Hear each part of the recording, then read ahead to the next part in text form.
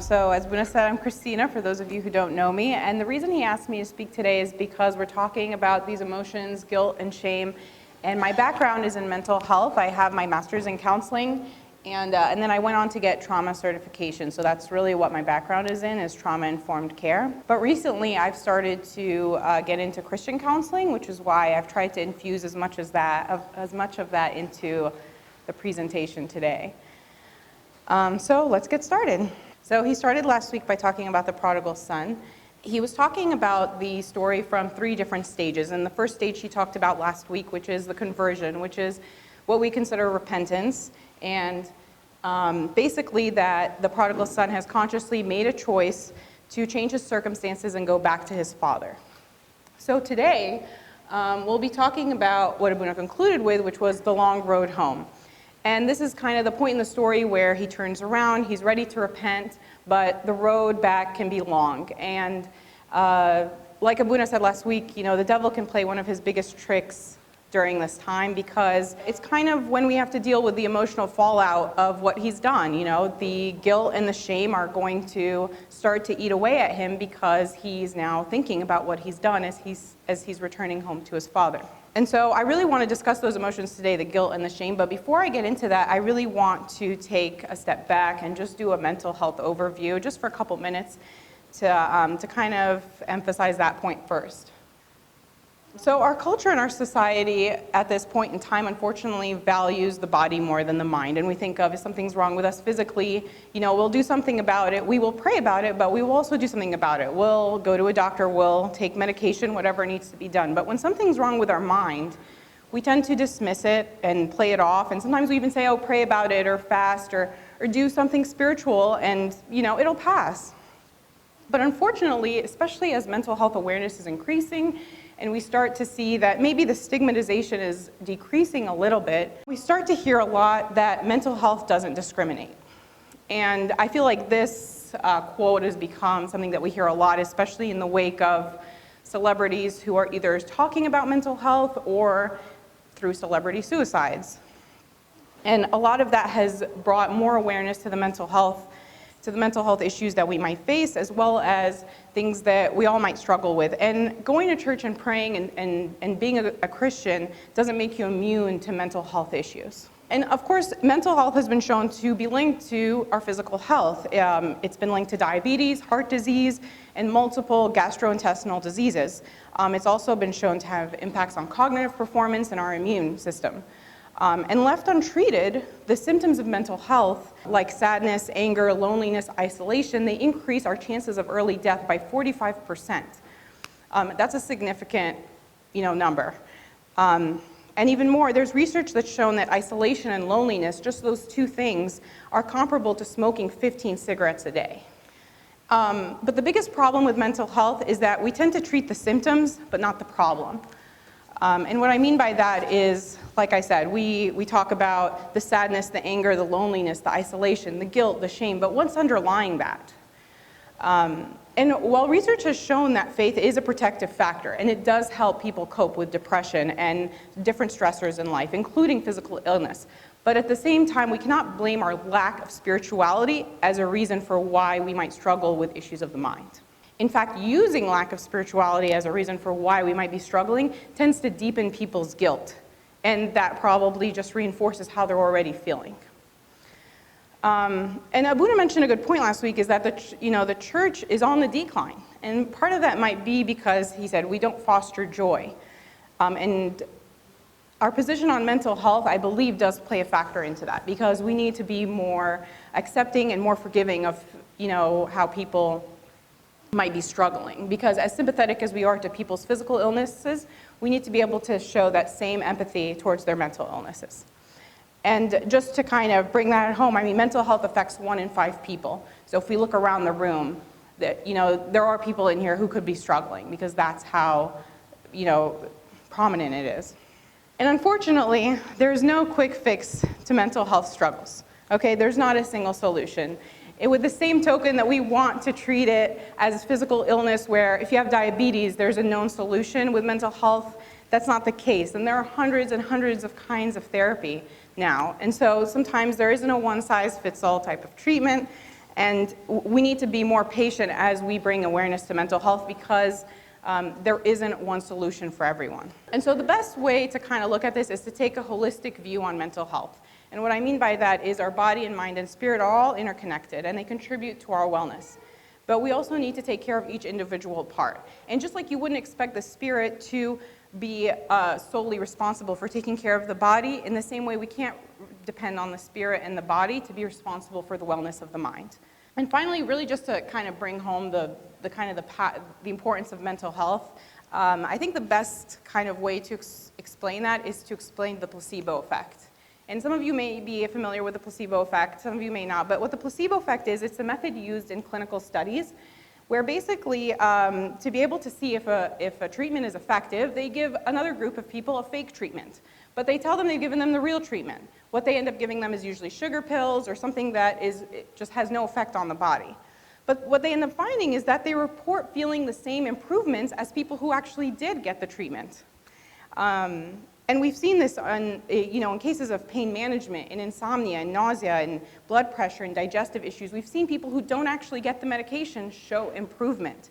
And the reason that is because if you believe that the medication you've been given, even if it isn't real medication, can have the power to change you, your mind has the power to give you that change and to influence that change on your body. And that's the power of the mind. So I really wanted to emphasize that point that sometimes we discount how powerful our mind is, but the mind is kind of where everything starts.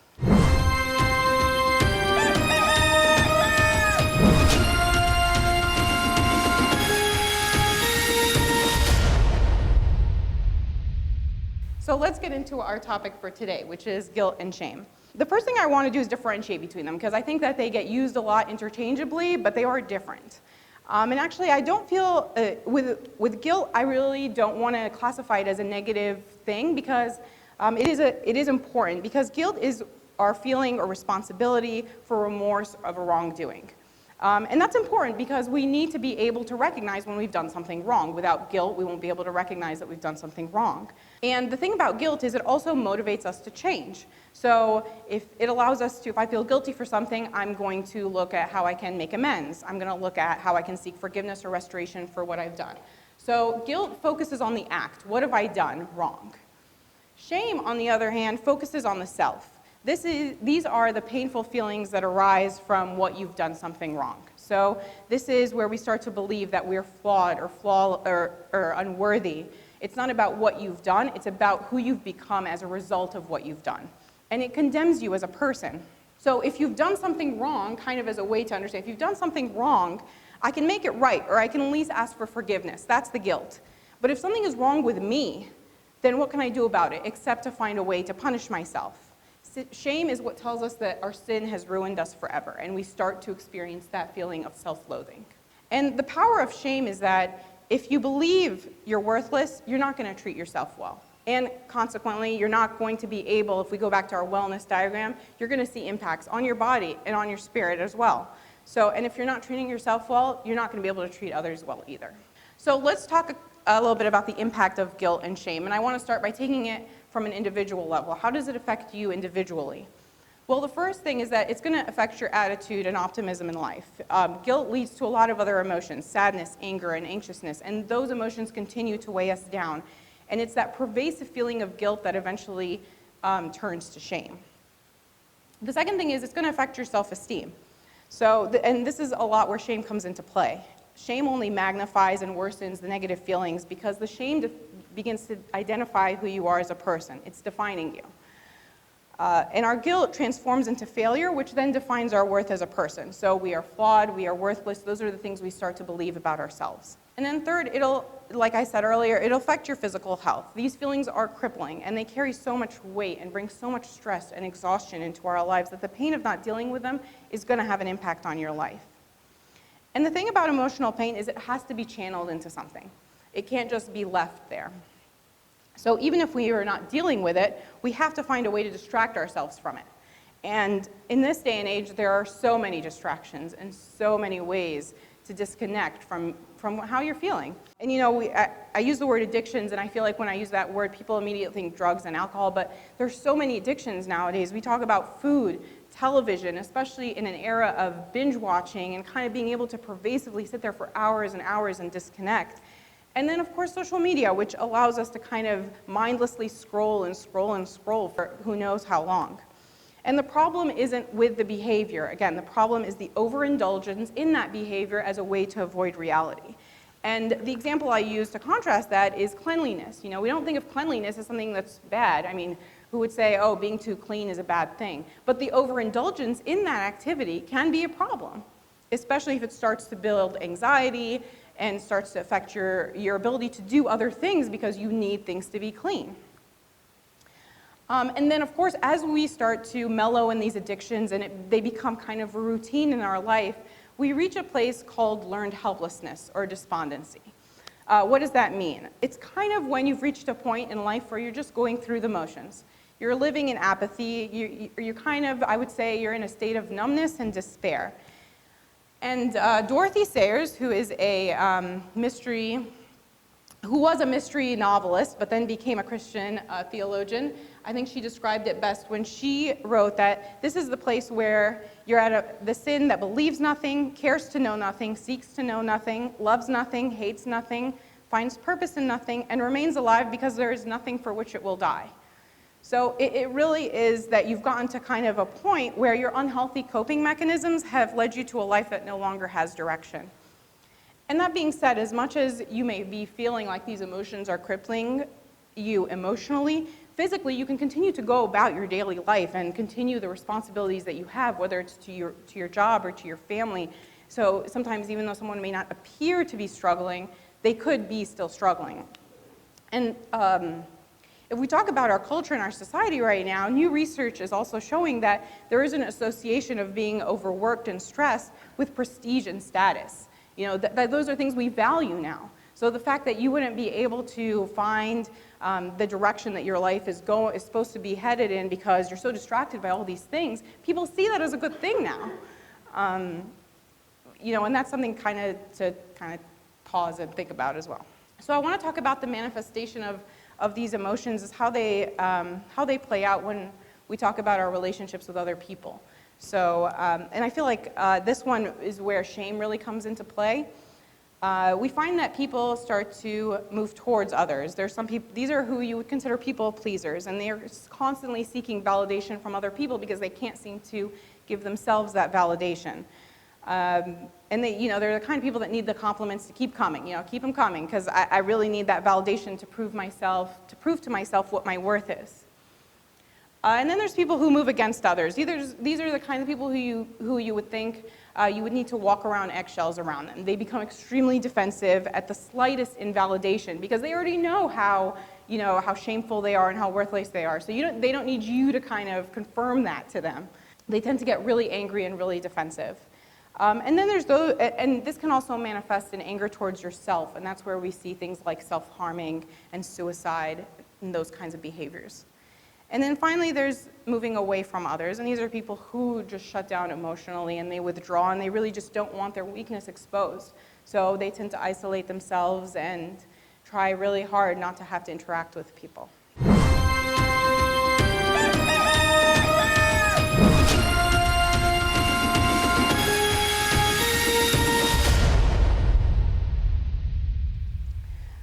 So let's shift gears and I given you a background, so let's talk about how we can overcome this, okay?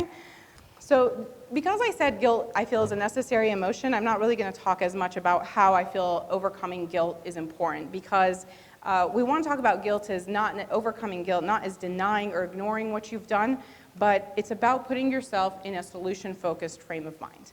I've done something wrong. How can I rectify it? But also, what have I learned about this? Not just from the experience, but what have I learned about myself? Does overcoming guilt mean you're not going to commit the sin again? No. But rather than trying to ignore it, you are trying to learn from it. And you're putting the focus on what have I learned about myself. And of course, the more we learn, the more we grow. Knowledge is power, and that's why we've done things in here like the Enneagram and things like that help us learn about ourselves, because it's in recognizing these patterns of behaviors that we start to understand why we commit the sins that we do. And a big part of overcoming guilt is saying no to perfectionism. This perfectionism is something that is perpetuated right now in our culture and in our society, and that is the expectation. You need to be perfect, and you can't fall short of that. But it only serves to set up unrealistic expectations for yourself, and it encourages this harsh, negative self-talk, which is, I can't do this, I'm not good enough, I'll never be good enough, and again, that all feeds into the shame. So switching gears into overcoming shame, and I really want to go back to the body, mind, spirit diagram, because overcoming shame is a bit more difficult, and it is time-consuming because it's pervasive and it runs deep. It's a lot more inwardly directed at yourself, and there are a lot of things that can make it seem that it disappears for a bit. So you could come to church one day and hear an empowering message and feel really encouraged, and you may be completely certain that, wow, I do feel like I can accept God's love and forgiveness and overcome, and then the moment you walk out the door, you're paralyzed again by that shame, and you're like, wait, what happened? And it's because that feeling, that emotion, it is so crippling. And you have to be able to overcome the shame-based lies, and that's what I'm going to refer to it, the shame-based lies that you have told yourself over and over and over again. And while you do need to overcome them in a spiritual way, and I'm going to leave that part to Abuna next week, you also need to be able to heal your mind from a mental perspective. And while overcoming shame is complex, the key, and there are a lot of different components to it, but the key is forgiveness of yourself. And sometimes we assume that, well, especially as Christians, well, if you accept God's forgiveness, you should be able to just forgive yourself. And the thing about God's forgiveness is it's a gift. It's one we haven't earned, and it's one that we're given anyway. So why would a gift that I haven't earned help me to forgive myself and overcome my shame? And we start to formulate this idea, well, if God isn't going to punish me, might as well punish myself, because someone's got to pay for what I've done. And that's when we start to inflict that mental and emotional harm on ourselves. And I really want to also pause, because I want to also say that I always ask my patients, what are you getting by not forgiving yourself? Because you also have to acknowledge that there is something that you do get out of that. And sometimes it's giving yourself permission not to have to make changes. Well, this is a sin I keep repeatedly falling victim to, so why recognize what's going on, So let me just ignore what I'm feeling. So the moment you can start to recognize that you are gaining something by not forgiving yourself is kind of one of the first steps towards being honest with yourself.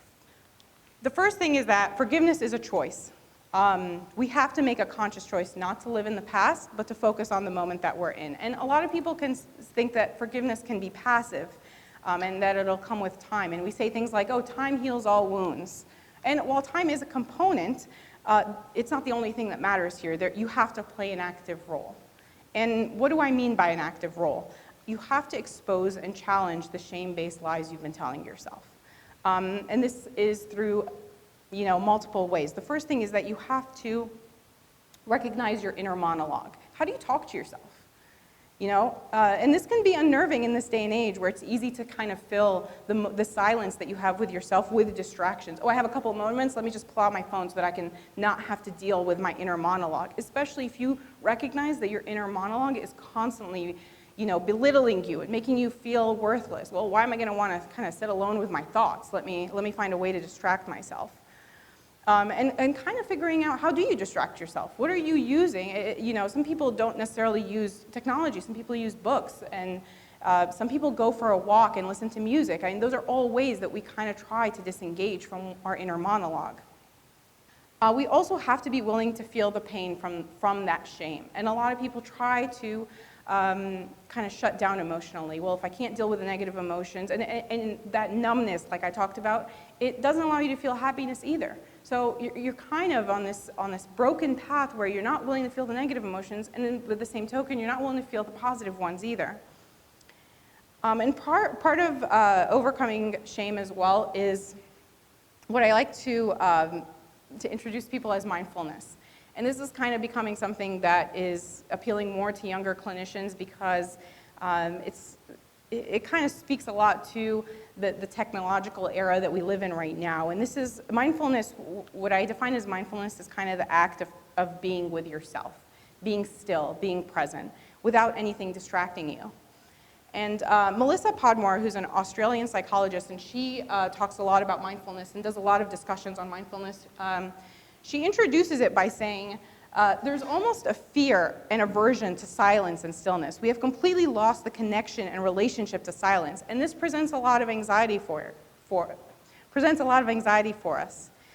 You know, we've seen research that shows that stillness and being able to be with yourself can provide you with more stability and more contentment in your life because we become much more aware of ourselves. It forces us to focus on the connection between our body, mind, and spirit without any distractions so that we can start to see what's impacting us. She goes on to say, a lot of people feel that busyness gives them a high level of identity and achievement, and surrendering to silence feels like weakness. It needs to be reframed to be about becoming more intimate with your inner world, because for a lot of people, that is an unknown place. We need to find a way to be okay with the silence and the stillness. It's in that stillness that you are able to start recognizing and dealing with the emotional pain that you've been experiencing. And in fact, it's in that stillness that you can become a non-judgmental witness to your pain. And what do I mean by non-judgmental witness? It forces you to kind of start seeing things from an unbiased perspective instead of being the person who's continually perpetuating those negative feelings. So the first thing was forgiveness is a choice. The second thing, you have to show kindness to yourself. And think about it this way. If someone who you love were to come confess a wrongdoing to you, how would you respond? Would you continue to make them feel guilty about it, or would you show them kindness and compassion? And so why do we struggle to show that same kindness and compassion to ourselves? The third thing is we have to stop cycles of rumination. Rumination is the process of thinking about things over and over and over again. If I'm still thinking about an argument I had with my husband last week, that's rumination. If I'm still thinking, what should I have said? Should I have said that differently? Oh, I would have driven my point home if I would have said that. That's rumination. And I really want to differentiate between reflection and rumination, because reflection is important. We need reflection. We need to reflect on the past. But rumination is kind of this cycle of, we keep beating ourselves up over and over and over again. And it can stay with us for days, weeks, months, even years. And the problem with rumination is that you're not learning anything from what happened. The only thing you're doing is beating yourself up. Whereas reflection, you're trying to learn what you took from the experience. So we have to actively challenge what the shame has made you believe about yourself. So those are the three we've covered so far. The last one is challenging the shame-based lies. And the one that comes up most often is, I'm not worthy. And how do we overcome that feeling of worthlessness? We need to recognize our worth through God's eyes. And I feel the best way to describe this is to try to parallel it with a real-world example. So if I were to, no strings attached, offer you a $100 bill, just take it. Would you take it?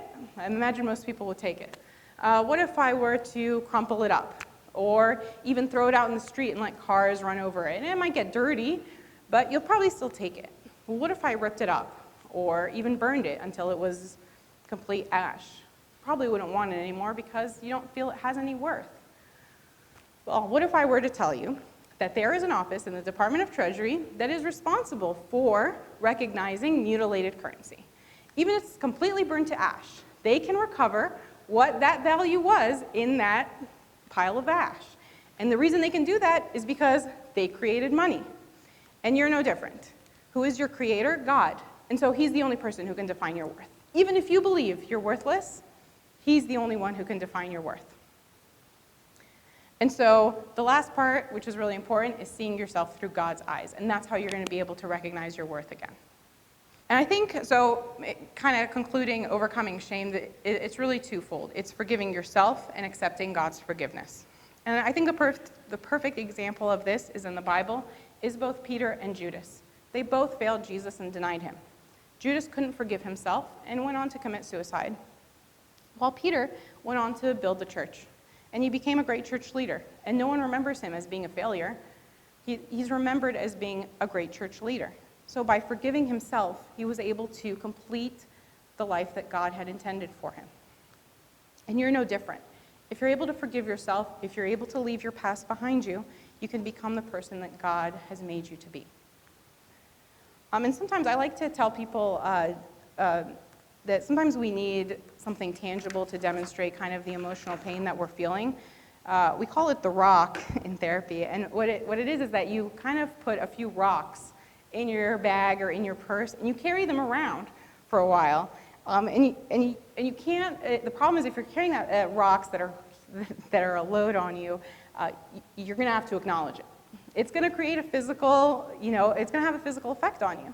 So, and sometimes if you can make that emotional pain quantifiable in a way that's physical, you can start to say, oh wait, well if this physical pain is something that I'm carrying and is affecting me this much, let me maybe check into my emotional pain and see how that it can kind of open the door for you to start wanting to acknowledge that emotional pain, because it gives you that tangible representation of it. And as much as I'm up here talking and trying to throw all this information at you and tell you, oh, forgiveness is a choice, I also don't want it to make it seem like it's easy. Oh, just follow these 4 steps and that's what it's going to take. It's complex, it's messy, it's hard, and I don't want you to think that I've simplified it. But it is a process, it takes time. But in therapy, we always tell people to trust the process, because it is a process, but if you trust it, it works. I kind of want to conclude with talking about how can we get to a point of healing, and what does that look like? The first thing is that it takes a commitment on your part, and that's the part I've really tried to address today. You have to play an active role in working on yourself and trying to forgive yourself. Is it easy? No. Is it worth it? Yes, 100% yes. The second part is you have to be open to God, His ability to intervene in your life, His ability to help you to overcome these feelings and accept His grace. And like I said, in the beginning, I said faith is a protective factor, and part of the reason that is because we all have an end goal here. We want to get to heaven, and think about how difficult it is in therapy to start with someone who maybe doesn't have faith, and how you even begin to start instilling that hope, because, they have no end goal. They're just kind of living and trying to get through life. So, being able to kind of start with that hope kind of gives you an edge. And finally, time, which is probably the hardest one, because you didn't get here overnight. So the healing process is going to be just as long. You've carried this weight for so long, and it's going to take some time to get over it. And I always tell my patients, emotional weight is no different than physical weight. If you want to lose weight, it's going to take time. So if you want to lose the emotional weight, it's going to take time. There's no quick fix. And I often hear people say, I don't even know where to start at this point. Like, I've just been dealing with this for so long. And part of that is that we have this black and white thinking, or this dichotomous thinking, where we want to make changes. I want to do it today and I want to do it now. And that's kind of how we live our lives, in our jobs and in other responsibilities in our life. You got to get it done now. I want it yesterday. And the thing about this kind of healing is that small changes beget bigger changes. When you make the small changes, you'll start seeing the bigger changes in your life.